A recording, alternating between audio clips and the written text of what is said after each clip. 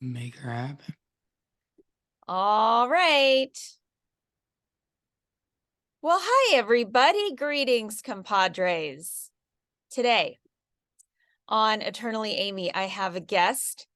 And I'll tell you what, in looking through all my research and notes for my guest today, I was so excited. I first met him through the Sober Curator. We're both members of aforementioned group. And so I was just excited to have the opportunity to get to know him. And so Jay Chase is a professional speaker, podcaster, and consultant and leadership expert. He helps emerging leadership,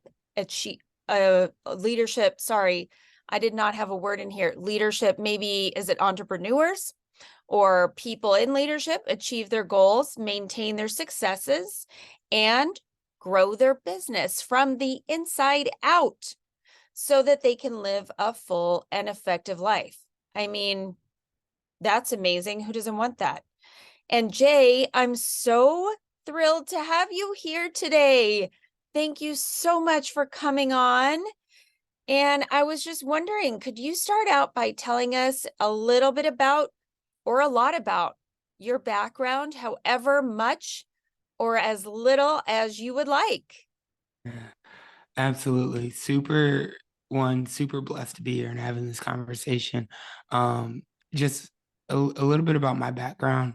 I'm based in Columbia, Missouri. Right. I've been here for 24 years, originally from Texas. I'm 29 years old.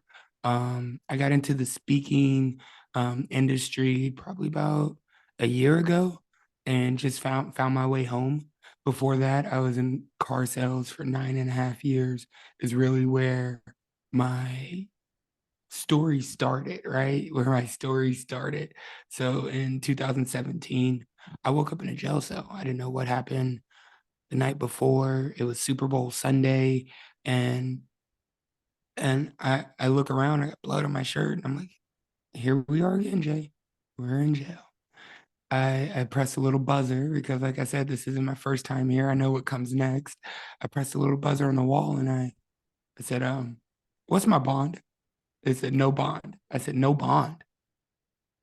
What? Whoa, hold on. I had a million thoughts start racing through my head, right? Of what did I do? What happened? Did I kill somebody? There goes the rest of my life. All of these things because of drinking the night before. And I wasn't even supposed to. And I pressed the buzzer again. I said, "What are the charges?" And he said, "Probation violation." And at that moment, I felt like a weight was lifted off of my shoulder, right? And because one, I knew what I did, already pled guilty to it. I can face 11 years and still have some of my life back, right? I was cool with 11 years, right? Just because it wasn't all of my life, I was already good. And now I'm like, all right, cool, just 11. Luckily, it turned into a 6 month shock program where I went to prison and stayed for 6 months, got out on probation, drug court, very intense program. And I was able to get off that early, 2.5 years early, just by doing the right thing, leading myself correctly, really actually wanting to do the work and wanting to be better. And that started my self leadership journey. And as I hone in on myself, other people notice. And of course, that carries over into work. When I was in the car business, my sales are doing better, my relationships are doing better, my finances are doing better, everything was, my mindset was better. And as I continued to climb, we just grew out of the car business and more into helping people. And so now I help people and emerging leaders and leaders in business with their self leadership journey on how to develop the leader within them. Well, I mean, who can't benefit from that? Because, one thing that I have found is that everybody has an area of their lives, right? Where they are a leader. So whether that's in the workplace or in the home or in whatever hobbies, and we all have that potential and ability and opportunity, to be a leader, even if it's just, in a very small kind of area of our lives, pocket or corner of our lives where it doesn't seem like it is a possibility, but it's more of a mentality. Am I right? Like, I No. don't know if that's something that you subscribe to, but I just feel like we have the chance to be able to be a leader in so many different, areas of our lives if we look at it that way. Yeah. Well, it's beautiful you say that because most people attach the meaning of leadership to CEO, suit, uh, baby boomer, older generation, somebody who doesn't know how to lead, to that meaning of leadership. And that's not it. Where Mhm, leadership, all it comes down to is influence. It's mhm, influence. And one, we influence somebody, whether we know it or not. Like we may not know who's watching us, but we also know who we want to help. So we influence people every day, all around us, and that's all that leadership is the mhm. ability to influence others, right? And one help them. Yeah, absolutely.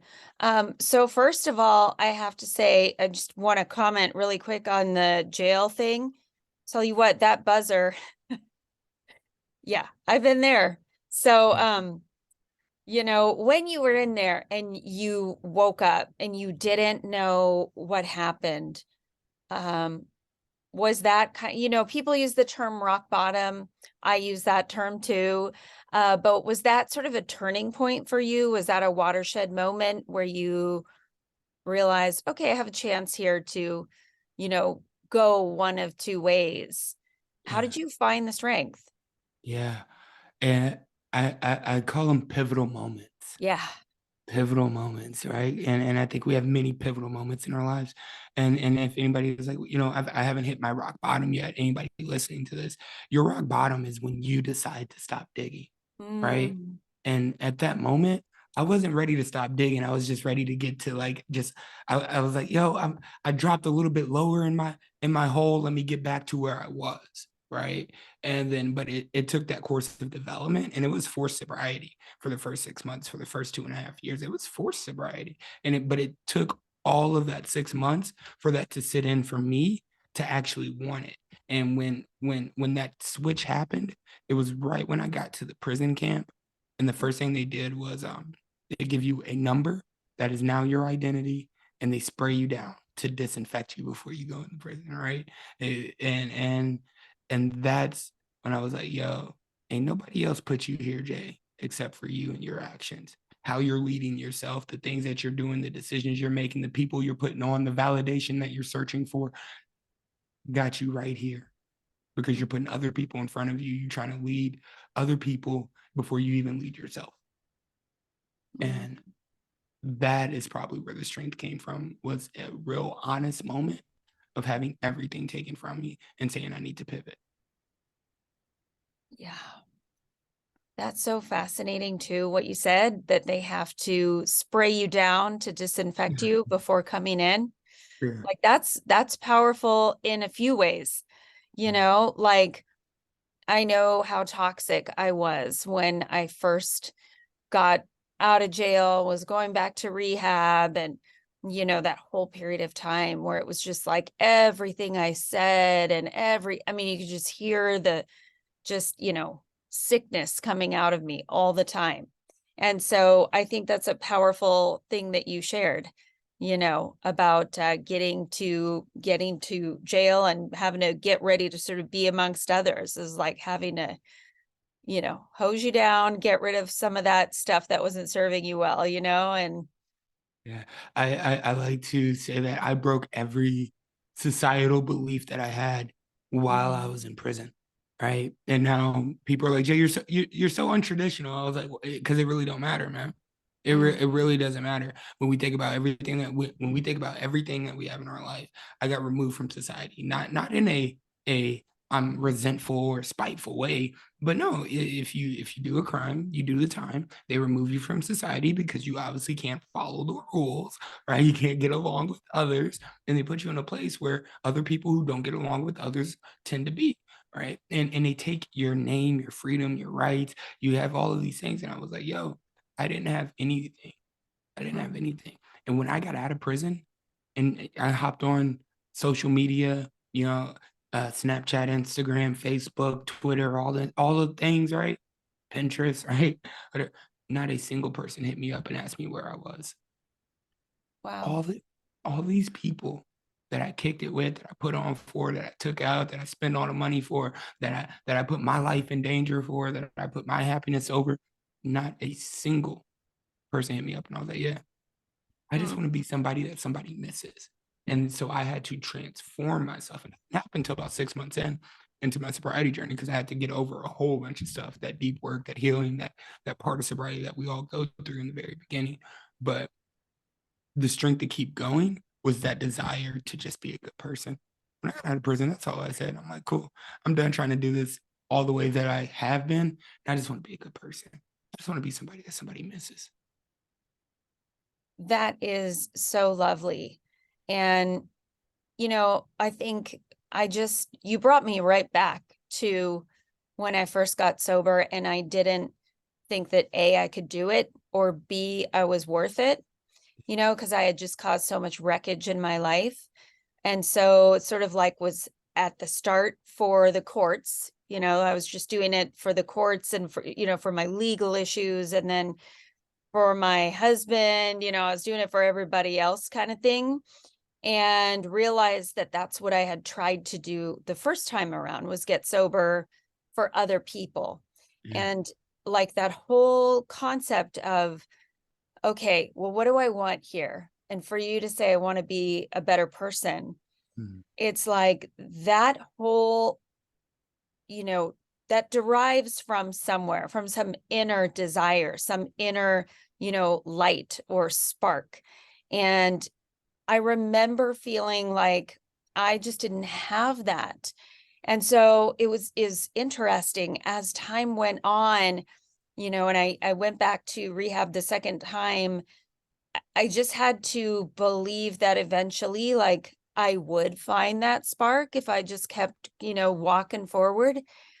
And I did, but it was just so challenging because I just had that, shattered viewpoint of myself and that I wasn't worth it. But once I saw that other people believed I could do it, it was like that was enough to kind of give me just a little bit of fuel, Yeah. whereas like, okay, well, if they think that I can, maybe I can. And I mean, what a difference that made, and then I began to believe it for myself and make choices that, really fell in line with that, with how I wanted to show up in the world. I think it's tough sometimes, when you don't believe in yourself, but then when you do, it makes such a difference. Yeah. I give a talk about distinguishing if you have ownership of the life that you're living, right? Is it your life or is it somebody else's life that they own for you? And my first question that I always ask the audience is, are you willing to bet on yourself? Right? Because that's what I had to do. Like if you Yeah. took everything else away, are you willing to bet on yourself? Why? Because you may succeed if nobody believes in you, but you will never succeed if you don't believe in you, right? And so I asked my clients, I asked some people that I said when we first. So I work with a lot of companies and CEOs about aligning values and their behaviors to make sure that they're improving company culture and in line with their vision when they started their company, right? And as employee engagement falls, that's when I come in and we do some self-awareness, some employee engagement, team building, cooperative things like that, and leadership activities. But what I always, always ask them is I lost it. I lost it. We're gonna have to run this back. What was I talking about? So you're talking about when having the self-awareness when you're talking to the CEOs and kind of what engagement has dropped Engagement is dropped. in their workplace. Before that, there was a really good point before that, and I lost it. I don't know. Sorry. Now you're It'll gonna have come to do back. some editing. If it comes back, just interrupt whatever I'm saying. Yeah, now you're gonna have to do some editing. Wow. Ah, No, that's fine. That's fine. Well, I mean, what you said is a great segue into what I wanted to ask you about next, which is your work that you do.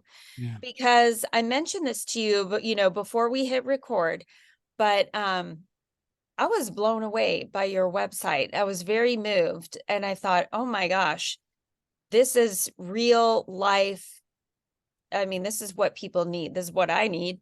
I'll speak for Wow. myself, is you had, especially I was looking at the Amplify workshop. Yeah. And when I started reading about that, I was like, oh, I was like a bobblehead. I was like Napoleon Dynamite in that scene where he goes and he gets like the VHS tape from the thrift store and it's like, do you want to learn how to dance? And he's like, yes. Like everything that you listed on there, I was like, yes, I need that. So, like for accountability, are you struggling with accountability, falling victim to your own manufactured limitations? I was like, yes. Lacking the ability to delegate and let go of control of certain things. Yes. I mean, everything that you had on there. And then moving down to complacency, having a hard time embracing the need for change. Yes. Dealing with procrastination when addressing personal growth or changes in routine. Yes. Overanalyzing, thinking everything or overthinking everything and struggling to make decisions. Yes. And then being overly defensive when criticized. Ooh, that hit me right in the heart because I am the worst with that. So yes. I mean, like, I'm here to tell you, I struggle with all of those elements. Yeah. So, Wow. can you give us some thoughts and kind of share with us a little bit about some of those, pillars and how you came about those? And Yeah. Wow. That's awesome. That's awesome. That means the website's doing its job. Guys, go check it out. VJChase.com. But that came about through the work that I do with the DISC assessment. So the DISC assessment's a behavioral analysis tool that's was created in 1928 by a guy named William Marshall. He was obsessed with the emotions of normal people. He wrote a book called The Emotions of Normal People. And he also created the world's first lie detector test, and he also created the character Wonder Woman, right? And what's Wonder Woman's like special superpower, right? The lasso of truth. And so this guy's obsessed with the true emotions of people, and so he created the DISC assessment in 1928. The cool thing about this assessment is that people still use it today. Is that so Fortune 500 companies use it for their hiring process and all of this. Well, I actually ended up taking this assessment early in my recovery, and it was like a light bulb, light bulb, light bulb, light bulb, and it became my main tool of personal growth. And where I no other recovery agency, no court system, nothing has ever given. This is something I found online. I was just trying to be a better person, be a good person, Jay, right? And I stumbled across it, and like, how are you leading yourself? And I started, and I took the assessment, and it revealed a lot of my limitations to me, but it also revealed a lot of my strengths. And as I dove into it, I got to develop who I was in my leadership journey. And now I'm actually a certified DISC facilitator and in partnership with the most modern DISC assessment out there now with the creator of it. And that's what I created, DISC Influence Recovery, because we don't have it. And so that's what I teach now. And it's aligning behaviors with strengths, with values to eliminate self-manufactured limitations. So many times people are like, oh, I can't do this because of my weakness, or I'm not strong there, or I'm not strong there. Well, think about Superman. Nothing on this planet can hurt Superman, right? The only thing that can hurt Superman or weaken Superman is something from his own planet, mm, kryptonite, right? mm, And I always say, so our strengths are our greatest asset, right? mm, They're the things that make us superhuman. They're the things that make us who we are. They're the things that make us energetically us, right? mm, But when our strengths are overextended, that's when we self-manufacture our limitations. So everything that you probably resonated with on that page comes from something that you're really good at. And mm, it's just when you get overextended or stressed out or burnt out, that's when it shows up and you're like, I need to stop that. mm. That's fascinating. I love that idea of the whole, your strength is actually your greatest weakness. I love that so much. And do you teach like then a certain method, or how do you get people to start turning those things around that are Yeah, kind of weighing them down? it's such a good question. So values are nothing but our habits and our behaviors. Think about the Gandhi quote, right? Keep your thoughts positive because your thoughts become your words become Mm, your actions become your behaviors become your habits become your values, values become your morals, right? So if our values are our behaviors, that means our behaviors are our values on display. mm, And so when a pattern becomes problematic, add a principle. So, hi, my name is Jay. I'm an extremely extroverted person, extremely energetic, extremely optimistic, extremely inspiring, but I can come off very intimidating to somebody who's slower paced, and more task oriented. mm. And as fast as I can talk my way into the room, I can talk my way out of the room. I got to know when my strength becomes my weakness. So when a pattern becomes problematic, that's when I add a principle. So, hey, Jay, is this the right time to speak? That's all I got to ask myself when I walk into a room that I haven't been in, because I'm always going to speak. I'm always going to talk. My number one value is connection because I put people first. So I'm Mm. always looking for a connection. So I got to ask myself, is this the right time to speak? Or can we wait till later? And that's my principle that I've added for that problematic pattern. I love that. And so, do you do that for basically everything that you would struggle with? Is you try to find that angle to find the power within it and turn it around? Well, it comes down to self-assessing. So I believe in two timelines: 90 days and 10 years. Every 90 days, I'm doing something to push myself who I want to be in 10 years. That's it. That's how I live my life. Mm, So every 90 days, I self-assess, and I have the 7 equities of self-leadership. It's mind, body, soul, intimate relationships, networking relationships, business, and finances. I mm. self-assess where I am, and I look at my behaviors of what I'm doing that's helping me reach those goals. And if a behavior is coming up that I'm doing, and I ask myself, is this helping me or hindering me? And if it's hindering me and I keep doing it, then I add a principle to implement for the next 90 days to see if it works or not. So I've come up with many principles of my life throughout that process. I'm an extremely fast-paced person. Everything's urgent for me. Everything's urgent. You can't tell me something's not urgent.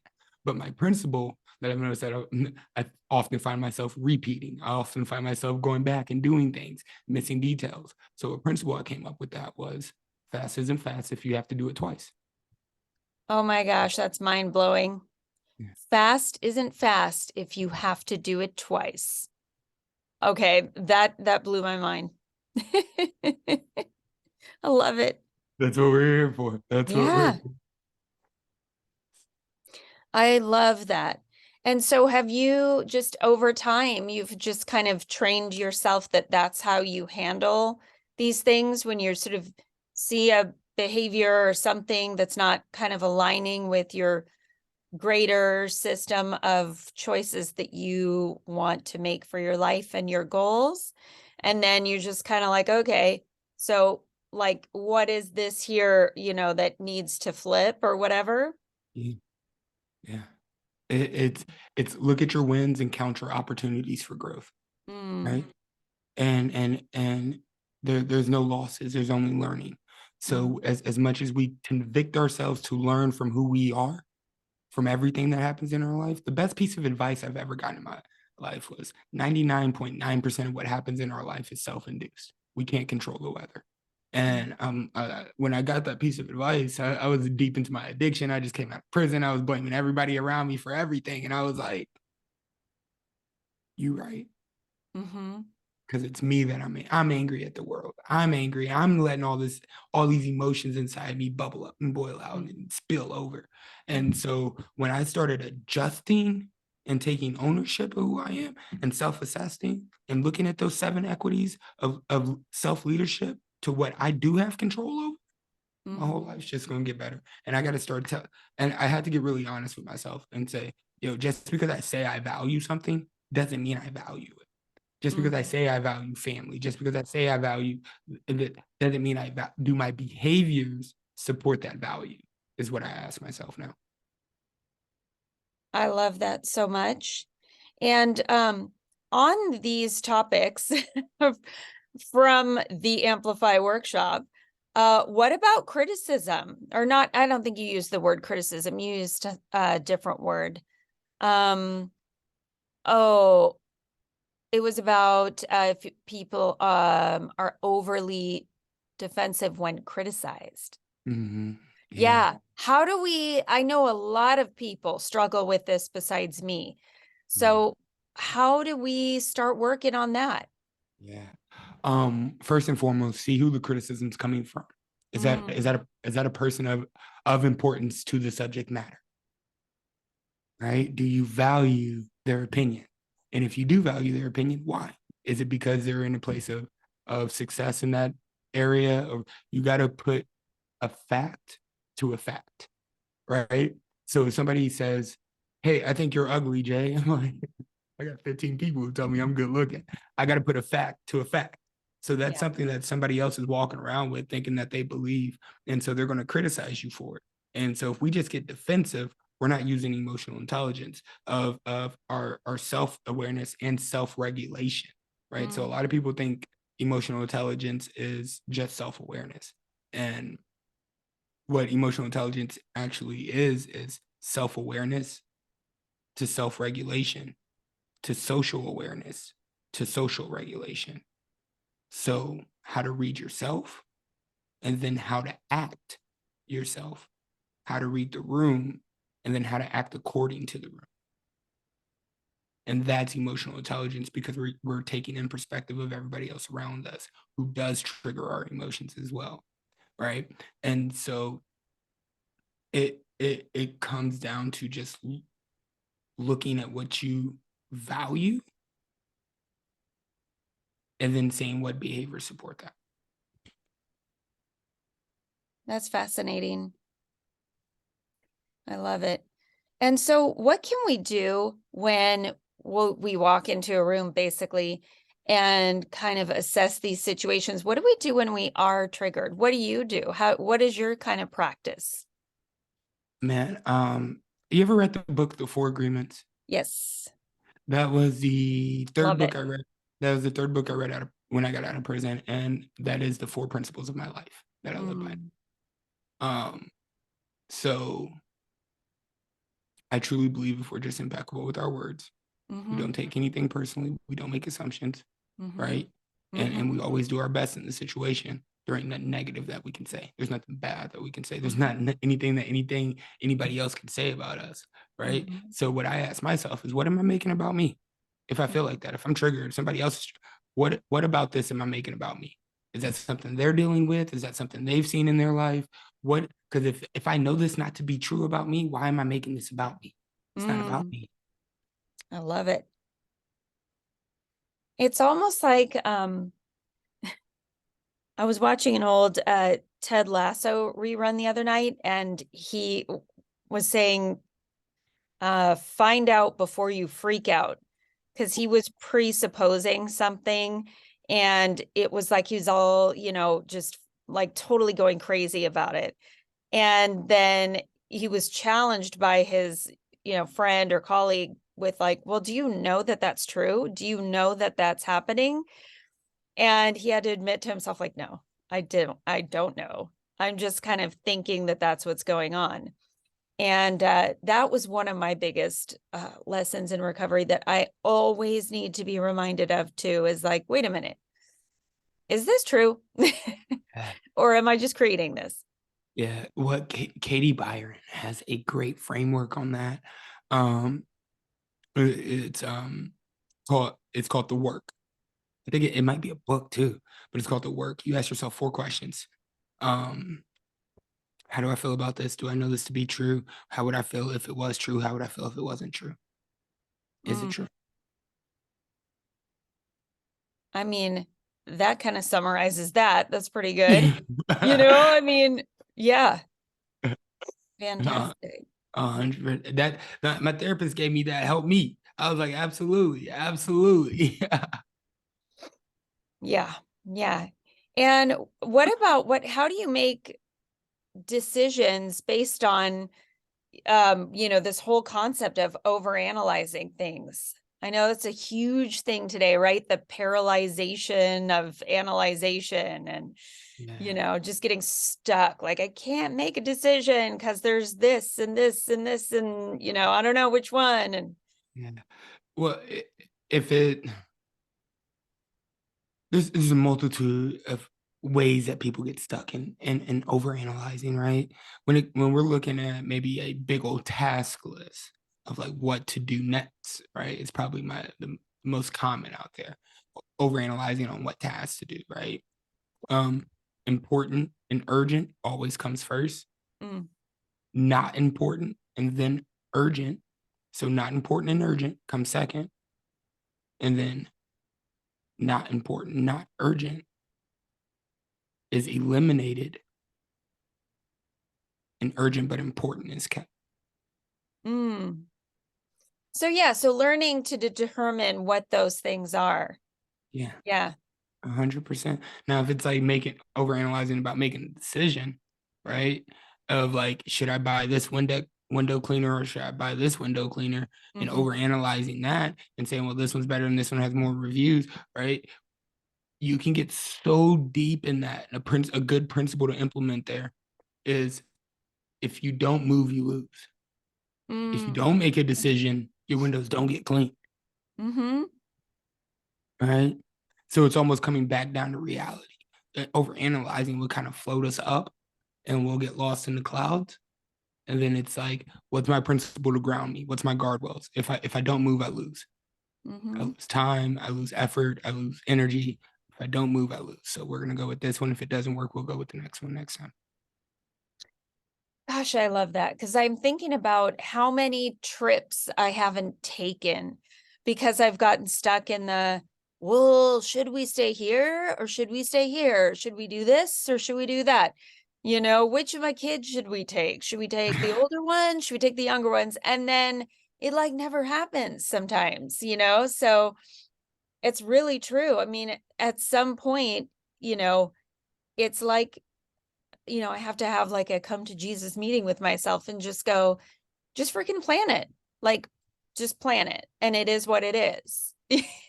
100%. And Yeah. and and one thing about people who like me with my personality style, so the disc assessment is based all off your unique personality style as well, based in 4 characteristics that are shown in every human. But one thing about me is that I don't suffer from overanalyzing because I'm a very decisive person and I'm very people oriented. So if the decision involves people, I'm making it right away. If it involves implementing or following a system, I'm like, hold up, I ain't got nothing to do with that because that's a Mm, limitation of mine. But there's people who are strong in following a system and developing a system and rules and procedures that do overanalyze when something doesn't make sense. mm, So if it doesn't make it make sense, make it make sense because some people need logic to move forward. I need opportunity. I need people to move forward. Some people need a task to move forward. Some people need a slower pace. Some people need a faster pace. And that's why it comes to self leadership and that self awareness piece that I get from the disc assessment because it really shows you one, what you need, what energizes you. And then the best part is what drains you, who you turn into when you're in environments that you're not comfortable with, or with people that you're not comfortable with, or when you're being watched by others. that's huge. Yeah. Yeah. That's powerful right there because, I think so many of us tend to run from those situations, and it is actually an opportunity I mean, I'll give you a perfect example from my own life anyway, is I used to hate public speaking, hate it with a passion. And then, shocker of all shockers, I joined a 12-step fellowship when getting sober, and I'm public speaking all the time, right? Because I'm always talking in front of others. And then pretty soon, like I turn around and my whole life is more opportunities outside of the 12-step fellowship to use public speaking and to public speak. And I never realized how um it's really, I felt chained to the fact that I couldn't public speak before, because it was sort of like this, huge thing. Anytime I ever had to introduce somebody or whatever, it's like, oh my God, my knees are shaking. And to not have that be a problem anymore is like a big deal. But I had to learn how to do it via practicing. Like that's how I got there. So being in situations, that sort of make me uncomfortable, or people that I'm uncomfortable around, that whole thing has really, it's changed for me. It's gotten a lot different. And it's kind of rare that I find a situation that I'm very uncomfortable in now. And usually I'm just not spiritually fit for that day, is what it is. Like, I'm just kind of like not, I'm just in a funk for whatever reason, or not the best version of myself that day. But usually I just try and walk through the fear of it. And it always turns out, like, it turns out just fine. Maybe I said something dumb, or like that I thought was dumb, or maybe it was felt awkward to me, but whatever. Like, Yeah. got through it. Yeah. No, and something like one of my best friends, man, one of my best friends, people are like, "Oh, Jay, you're made for public speaking." No, yeah, it's my gift. It's naturally what I'm good at. I have natural talent for it, right? But this business is cutthroat. I was like, well, it ain't something that I'm made for. But I'm not saying that you can't public speak because you weren't blessed with this extroverted personality. You just got to know you, and then know how to practice you, and then know how to use you, and then know how to actually leverage your strengths to do what you need to do to get your message across, because your story has the power to change someone's life. And there's a frequency that your voice comes across at that mine doesn't, that will fall on ears that mine won't. Mm. So I think everybody should speak. And that fear comes from not knowing their style of speaking. Every Oh, time I we love can, it. yeah, we in the window instead of in the mirror, 90% of our life. I love it because, a lot of times we suffer from imposter syndrome, right? And we'll just like put ourselves up next to somebody else and compare, and even without realizing it sometimes. And Mhm. just to realize, like, no, that's not gonna work. We have to find our own voice, and, walk on our own path. And yeah. How did Yeah. you learn to do that for yourself?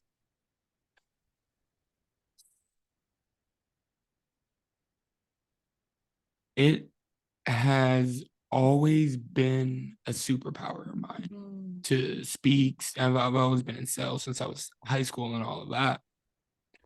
When it comes to when it came to like getting on a stage, I didn't try to be anybody else. I Mm-hmm. never tried to be anybody else.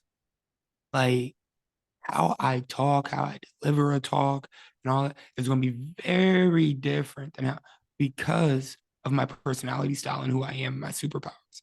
I told you earlier, my number one value is connection. Mm-hmm. So when I get on the stage, I don't care what I say. I just want to connect with the audience because it's not about me. That's my number one value in any situation that I walk to is connection. My number two value is growth. So I Mm-hmm. got to teach the audience something.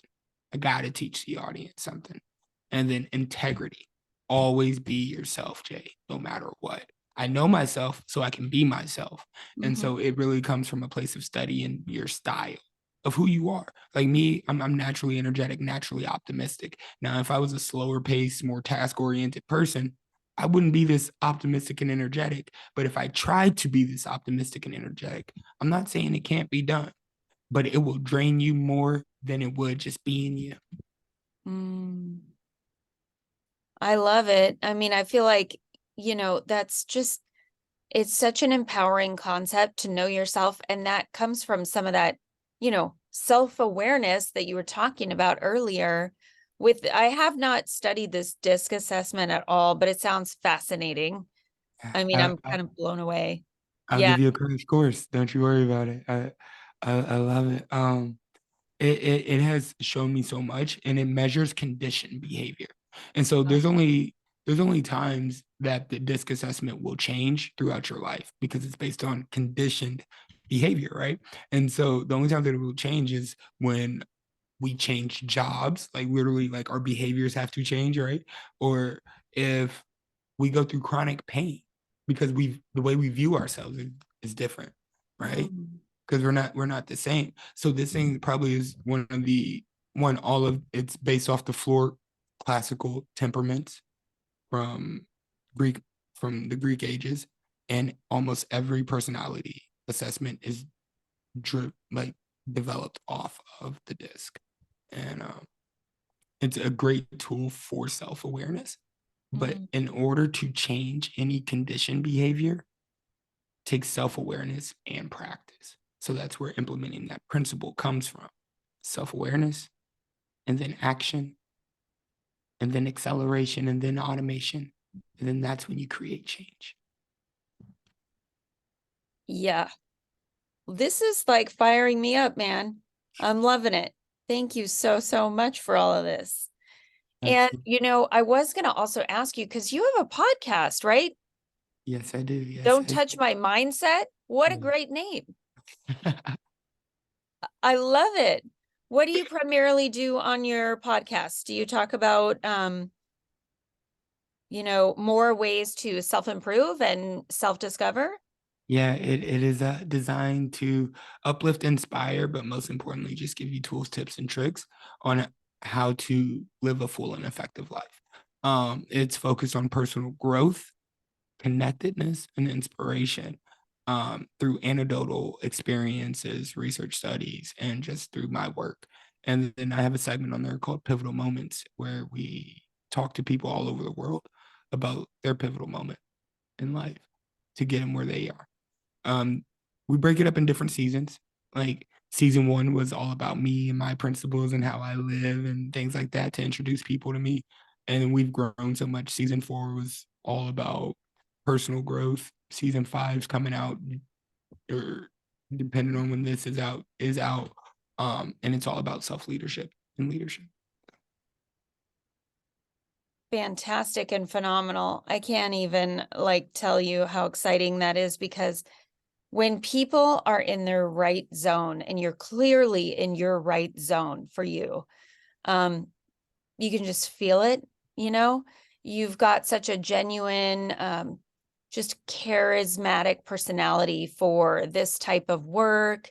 And it's super exciting to see. And I love seeing people who are gifted and they're just on fire. They're just, rising and just continuing to just, expand and touch people everywhere. And so, as we wrap up, I just want to thank you so much for coming on and for, sharing those gifts and discoveries with us today. It's just such an honor.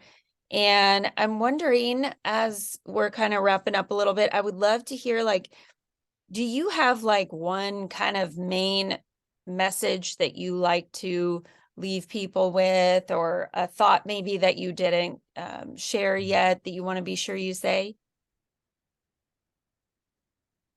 There is no good or bad, no right or wrong. It's just uniquely who you are.